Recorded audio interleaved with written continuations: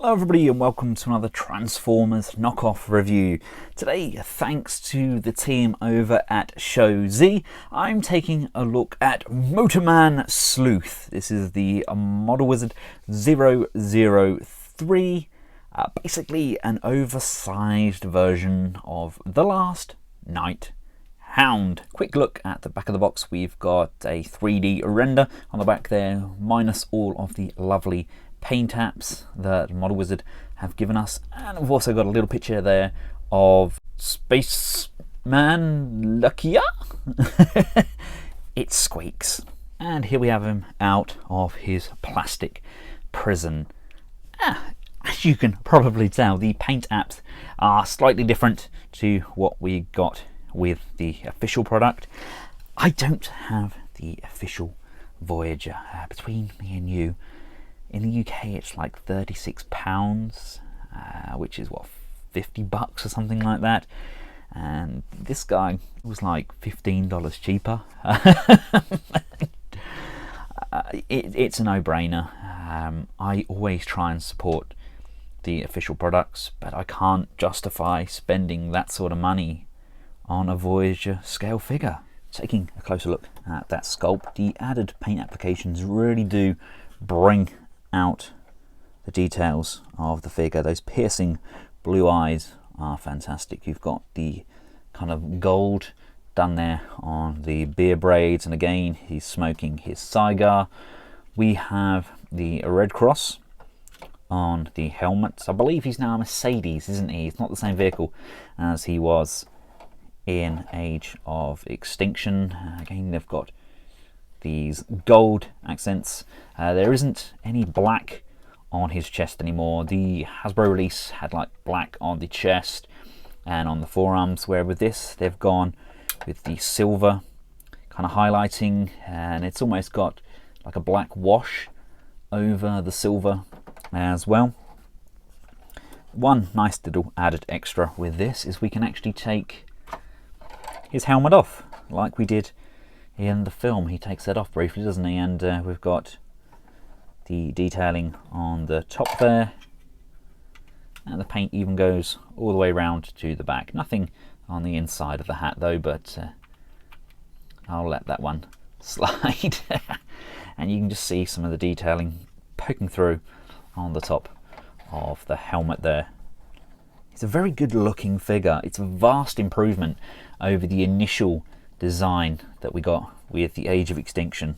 And it does come with some weapons. They can be stored on his back section there. Is it me? Am I doing something wrong? There really doesn't seem to be anywhere to put these leg kibble. I thought maybe that would plug in somewhere.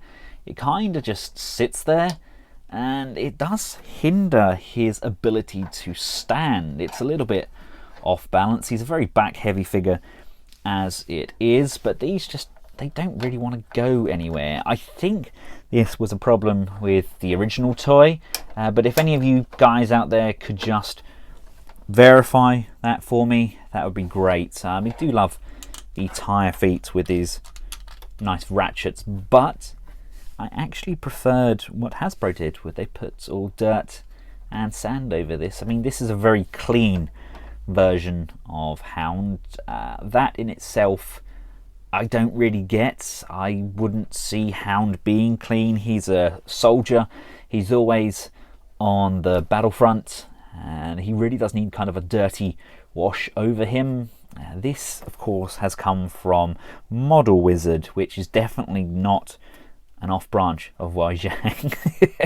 And they gave us the masterpiece style Age of Extinction Hound. I mean, I'll do a comparison shortly, but he had amazing paint applications, and this guy is good, but he just needs that kind of dirty, war-ridden look to him. Now, Model Wizard doing these figures at this larger scale, kind of aimed at scaling with the Wei Jiang M01.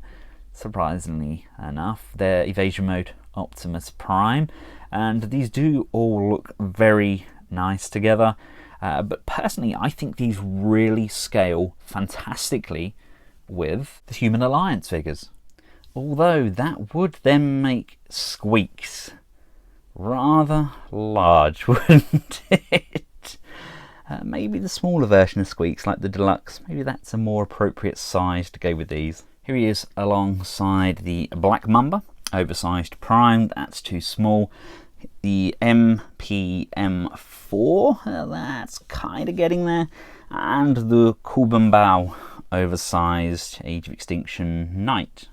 That's probably more an appropriate size, I think.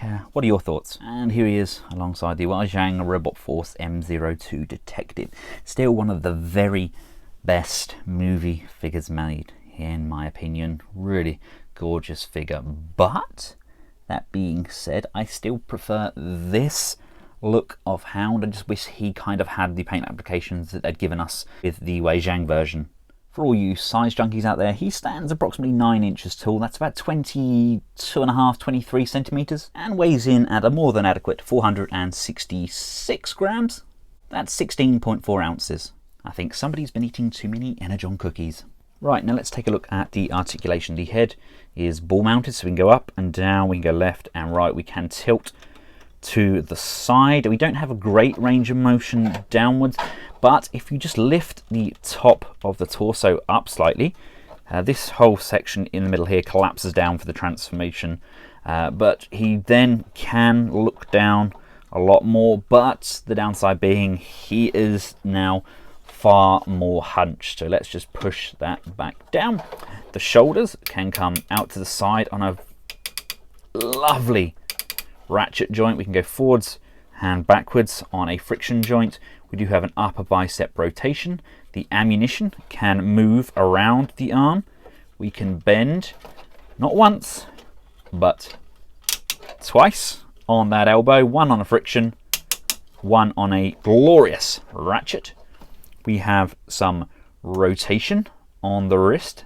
I don't think we got that. Did we? Correct me if I'm wrong. And we do have left and right on that wrist as well. The waist can rotate left and right. Don't really get any abdominal movement. The legs can come out to the side on a ratchet. We do have an upper thigh rotation. We get an 80-degree bend at the knee. This section is quite hindersome, doesn't really allow for full range there. And we do get tilt on the foot. We get left and right on a ratchet, and we do get a ratchet on that toe. Goes up and down. Now, I've seen various different setups for these weapons. Let's just detach them for a start, and let's see what we've got. We've got pegs in rather nicely and very satisfying.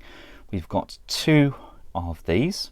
I think these are cast in this color. We get 2 of these, and we get 1 central, looks like a 5th wheel for the rear of the truck, which attaches to the weapons. Now this personally is my favorite setup for him. So he's holding both of his guns, and he's got the cannons kind of mounted on his shoulders, almost kind of Robotech Macross style. I mean, that's a pretty good look for him, isn't it? The only thing I don't like is this very obvious gap here. I would have liked maybe some tabs or some side skirts there to cover that section up, because we can see the inner workings of those legs. It's only visible from the sides. Chances are we're not really going to see it when we're displaying him, but you know, I don't like that look. Right, now to get this guy transformed up, we want to square off the head, to lift the torso section up like so, and then we can push the head down into the chest. Bring this top piece over, fold up the outer leg tabs and attach those. Bring the inner tyre into the base of the wheel and click that into place. Bend the tyres around to the side and then flip this piece upwards. Bring the grille piece down and then rock the top of the cab backwards. Then we can just push and tab these firmly in together. Now if you decided to keep the weapon on the rear of Hound, now is a good time just to lift these pieces up, because we're going to get access to these and you need just a little bit of room to play. That's generally why I like to take it off, but it's all a matter of preference. We can then come around to the arms, lift these up, untab the shoulder section. We're going to bring that down, open up this tab here, and fold the hand inside. Right, with the shoulder facing outwards, you want to rotate this piece so it's level with the red cross, and then we can just rotate this outer piece around and bend that up on that ratchet joint. This is now going to collapse in here, and then as we bring that in, rotate these missiles all the way down to the bottom, slide that in to that gap. This is all just going to push and slide inwards, tabbing in at the top, and then just tab these both together. That holds all of this piece inwards. We can then untab this crotch piece. Now you can actually do this in robot mode to allow the legs to go slightly further forward, but it's a very chunky die cast piece, and I don't really like it just kind of flapping around, but for the transformation I like to bring it backwards. And if you see, we've got these two holes in there. They're going to line up with the underside, and that's going to lock all of that into place, and there we go. We can just push all of these together. And for these rear wheels, you want to push this piece down, rotate it up, and as we rotate it up, there's a tab just there that's going to tab and lock in together. We can then sort out this ammunition by pushing that all the way in, and there we have him in his vehicle mode. I'm not a fan of how long this peg is. It doesn't really sit very low down. I just think that looks far too high up. I think the peg needs to be kind of half the length it is, just so it sits really nicely on that fifth wheel section there. But other than that, you know, that's a very good look for Hound. I actually prefer this truck mode to what we got with the Age of Extinction. We do have the Decepticons on the side here with the crosses through. We have the red cross detailing. I believe some of the sculpted sections are slightly different. If you can pinpoint them to me, that would be really helpful. I think they've added a few extra little pieces to cover some of the gaps. This is all very solid. I believe this might even be die cast on the front here. I know the windows obviously are blacked out. That's a new addition to this figure, and as previously mentioned, here he is alongside a Human Alliance figure. I think that's a very good scale. Now he does look really nice with the vehicles. We have the KO MPM-3 Bumblebee as well here, just squaring up alongside him. It's exactly the same basically as the official one. Slight differences, but all in all it's pretty much identical. I'll cover that another day, but yes, I really like the alt mode. That really works. What are your thoughts? For those of you who are Masterpiece fans, it could possibly work with your Masterpiece cars. And here he is alongside the KBB Oversized Knight Optimus Prime. Yeah, that definitely works. That's a very good look for the pair of them. Oh, look, there's my reflection. I like these. I like these a lot. And last but not least, here he is alongside the Wei Jiang detective. He absolutely towers over him, and this is a lot harder to transform. There we have it, ladies and gentlemen, the model wizard Motorman Sleuth. Sleuth being a detective. Let me know your thoughts in the comments section below. I really like how this has come out. It's a big, nice, solid, chunky piece. It has a lot of play value. I know we are adult collectors, but you know, I have no quarrels at all about either of my children playing with this. It's a big, solid, chunky piece, and it really does look the part. I'd once again like to thank Shozi for the hookup of this figure. I've included multiple links in the description below of how you can contact them. And until next time, from myself and Motorman, thanks for watching. Goodbye.